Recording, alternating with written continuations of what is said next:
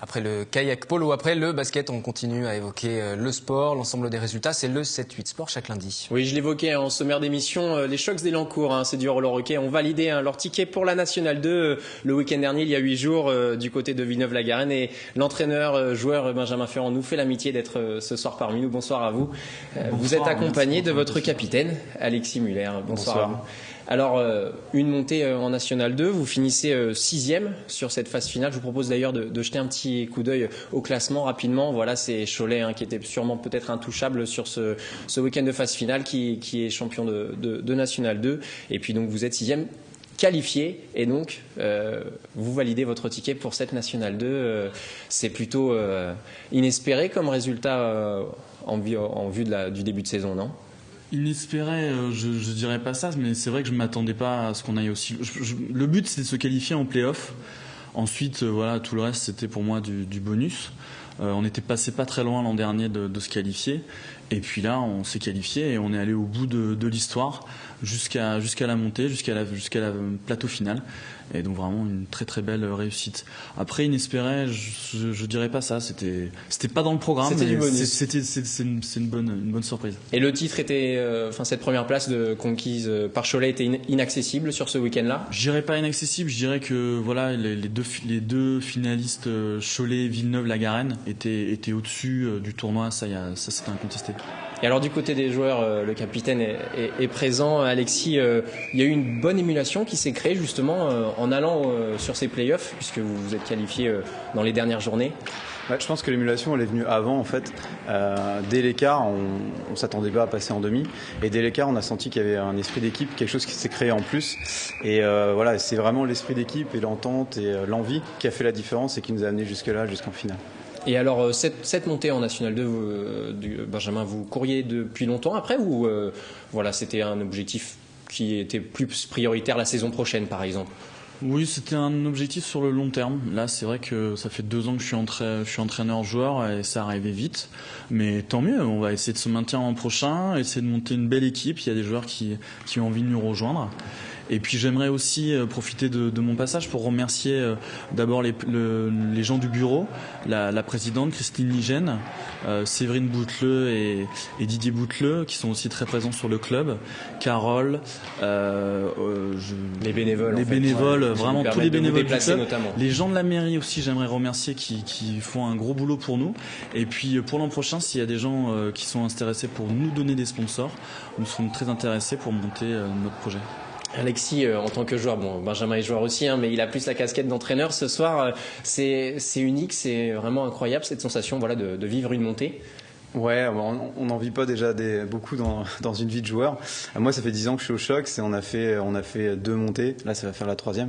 C'est vrai qu'on était monté en N1, on était redescendu jusqu'en bas en N3. Aussi, ouais, voilà, c'est ça. Dans les deux sens, pour l'instant, depuis quelques années, on connaît que les descentes et que les défaites entre guillemets. Donc là, ça fait à peu près 1 an et demi depuis l'arrivée de Benjamin qu'il y a quelque chose qui se passe et voilà, on renoue avec la victoire. Et c'est vrai que l'effet de groupe se crée.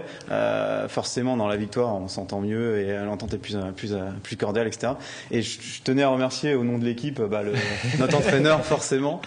Sans lui, ça n'aurait pas été possible. Donc au nom de toute l'équipe, merci au coach pour cette saison. Ça fait une dizaine d'années, vous nous disiez que vous étiez au club, que vous êtes au club. Ça veut dire que vous êtes là depuis quasiment l'origine. Pratiquement. La première N3, j'étais présent. Ce qui fait que le club, quand il a démarré, a très vite réussi à grimper les échelons. Ouais. Il y a eu beaucoup d'engouement. Après, qu'est-ce qui a expliqué ces difficultés, la redescente et puis le travail qu'il y a dû avoir derrière pour reconnaître la victoire ? Je pense que déjà il y avait quelques bons joueurs qui par l'effet du bouche à oreille ont amené d'autres joueurs. Donc il y avait eu une émulsion sur les premières années qui ont fait qu'il y a eu plein de bons joueurs qui sont partis par la suite. Et derrière, ce qui manque, je pense, à Elancourt, c'est ce qui est en train d'être fait en ce moment, c'est des jeunes en fait qui viennent prendre le relais quand les trentenaires commencent déjà à être un peu vers la fin. Vous allez continuer encore longtemps, pendant une dizaine d'années encore. Tant que je peux rouler, je roule, mais bon. Vous pourrez rouler à n'importe quel âge après, mais ce sera pas la même vitesse. Non, mais en gros, il y en a beaucoup qui arrivent à la trentaine, et ce qu'il nous faut, c'est des jeunes derrière qui viennent pousser et prendre le relais, quoi. Parce qu'on peut pas recruter comme ça des anciens tous les ans, c'est pas évident.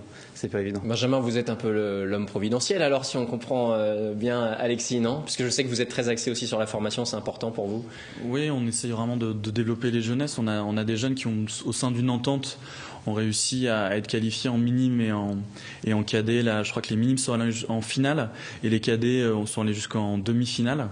Donc il y a aussi eu un beau parcours à ce niveau-là, mais voilà, on en est qu'au début là du développement des jeunesses, en tout cas dans cette intention-là, et on espère vraiment faire grandir et qu'il y en a qui vont nous mettre à la retraite bientôt. Et justement, l'année prochaine, direction la Nationale 2, qu'est-ce que ça va impliquer en termes financiers? Est-ce que le budget va gonfler un petit peu, comme on dit? Oui, on espère que la mairie et des sponsors vont venir nous rejoindre pour essayer d'avoir un budget un peu plus important. Après, les déplacements... ça reste quand même, il y a 4 poules, il y a quand même beaucoup d'équipes. On a la chance en Ile-de-France d'avoir beaucoup d'équipes qui seront en région parisienne. Voilà. Après, le but, c'est vraiment de se maintenir et puis d'essayer vraiment de maintenir le groupe, même quand ça va être difficile, parce que là, on va jouer en gros, le niveau, ça va être des demi-finales ou des finales de N3 tous les week-ends. Donc, ça va être vraiment dur et il va falloir vraiment que le groupe se serre les coudes, même quand quand on va peut-être avoir 2-3 des défaites, vraiment se serrer les coudes pour essayer de continuer à avancer et de progresser. Ce qui va jouer aussi, c'est que, pour reprendre une expression de notre coach, on a été en sous-numéraire toute l'année, donc manque d'effectifs en fait. Et là, on est en train de chercher et de recruter des nouveaux joueurs pour être en surnuméraire toute la fin de saison. Et ça va faire la différence sur la N2, parce que forcément plus de matchs, des matchs plus intenses, donc des blessures, plus de fatigue. Donc il faut forcément derrière un banc.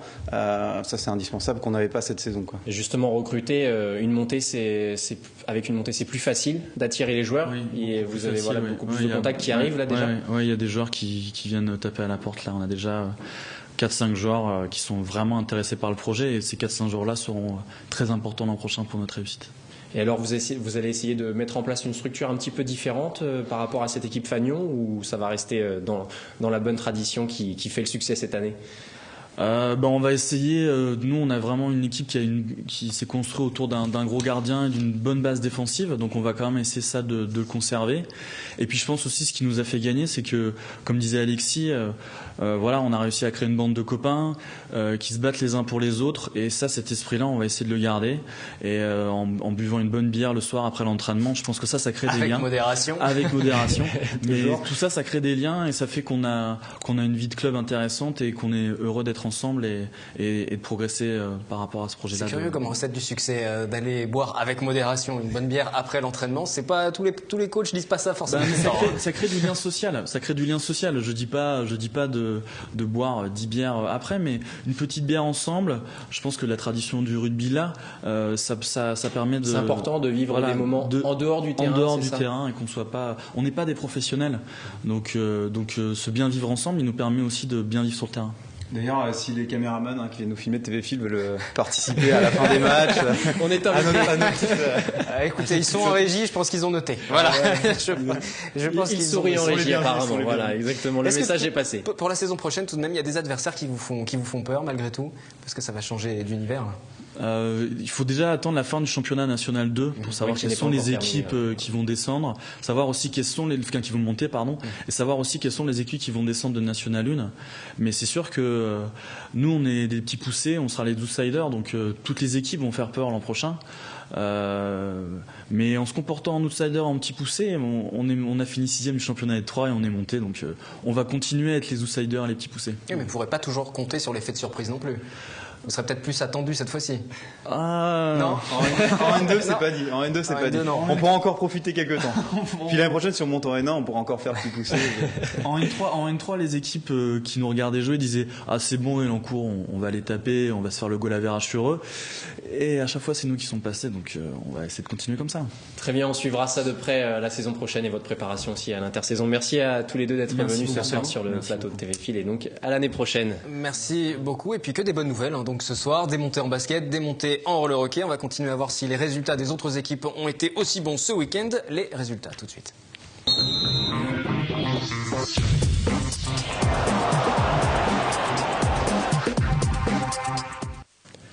Ce week-end avait lieu la 4e édition, Wilfried, des Olympiades du Vivre Ensemble à Versailles, un événement dédié au handisport. Les non-valides pouvaient découvrir notamment le basket fauteuil, le tennis de table ou encore le cécifoot.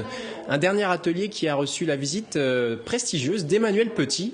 L'ancien champion du monde 98 rend hommage d'ailleurs aux joueurs de cécifoot et espère voir le handicap progresser dans le monde sportif. On l'écoute tout de suite. J'ai essayé, mais qu'est-ce que vous voulez, lorsque vous êtes valide et vous mettez en situation de handicap, c'est très très compliqué. C'est comme si vous demandiez à un non-valide de se mettre à la place d'un valide. C'est la même chose, même si on apprend avec l'habitude, ça reste toujours très compliqué. Ouais. Moi, ça fait 25 ans que je suis dans le monde associatif et aussi dans le monde de l'handicap. Et même si les mentalités ont évolué, il y a encore beaucoup de chemin à faire parce que la ségrégation et la discrimination elle existe tout le temps au sein même des différents handicaps. Donc ça vous laisse présager de ce qui peut y arriver dans la société de tous les jours avec les valides. En football, 25e et avant-dernière journée de division d'honneur, Versailles s'est imposé sur le terrain de Blanc-Ménil. On va voir d'ailleurs les résultats s'afficher. 1-0. Les Versaillais sont désormais 5e de leur poule de division d'honneur. En promotion d'honneur, 21e journée de la poule B, Trappes n'a laissé aucune chance aux Mantois. Les Trappistes l'emportent 3-1 et confortent ainsi leur 3e place au classement avec 3 points d'avance sur Colombes. Dans la poule C, Guyancourt a retrouvé le goût de la victoire face à la Lanterne Rouge et les Roses. Score final 4-2. Les Saint-Quentinois n'avaient plus gagné depuis 2 mois, Wilfried, et un match face au Chesnay le 24 mars dernier. Hors football féminin, chez les femmes, pour le compte de la 22e et dernière journée de division 2, Montigny 7e se déplaçait chez le 9e Temple-Mar-Vendeville. Mais les Inimontaines n'ont pas terminé la saison par un succès. Elles s'inclinent dans un match assez fou, 5-4, et finissent la saison en milieu de tableau. Du tennis ? Il n'y a pas que Roland Garros. Exactement, 3e journée des championnats de France par équipe. En National 3, Plaisir enchaîne une 2e victoire consécutive en s'imposant à domicile face à Amiens 5-2. En National 4, Bois d'Arcy n'a pas fait le poids devant le cercle féminin de Paris. Les Arcisiens s'inclinent 7-1 chez les femmes. En National 4, Plaisir qui se bat pour le maintien se déplaçait à Soisy-sur-Seine et s'est incliné de justesse après les matchs de double 4-3. Sport collectif du baseball, l'équipe de Montigny, le Bretonneux, 6e journée. 6e journée de division 2, Montigny se déplaçait dans le Val d'Oise à Hermont. Un premier match synonyme de promenade le matin, 10-0 pour les Cougars, et l'après-midi, les joueurs d'Arnaud Faux enchaînent avec un second succès, 5-4. Les Inimontains reprennent la 2e place aux Panthères de Pessac. Et on termine, dernier résultat, par de la boxe thaïlandaise. Oui, samedi soir, Trappes organisait un gala pour 4 ceintures européennes de boxe thaïlandaise lors du gala One versus One. Dans la catégorie moins 65 kg, le trappiste Abdoulaye Mbaye est devenu à 37 ans, champion d'Europe. Il a battu au point le Portugais Rui Briceno. Chez les espoirs, le club du Chesnay s'est illustré avec 3 victoires d'Alexandre Leït, Mohamed Bouzard et Guillaume Babouin. Merci Anthony, on vous retrouve lundi prochain, comme chaque semaine, 18h30 pour un point complet sur l'actualité sportive. Et continuez de nous transmettre tous vos résultats. N'hésitez pas d'ailleurs à commenter sur Twitter le 78 Sport avec le hashtag le 78 Sport tout attaché. À la semaine prochaine, bonne soirée.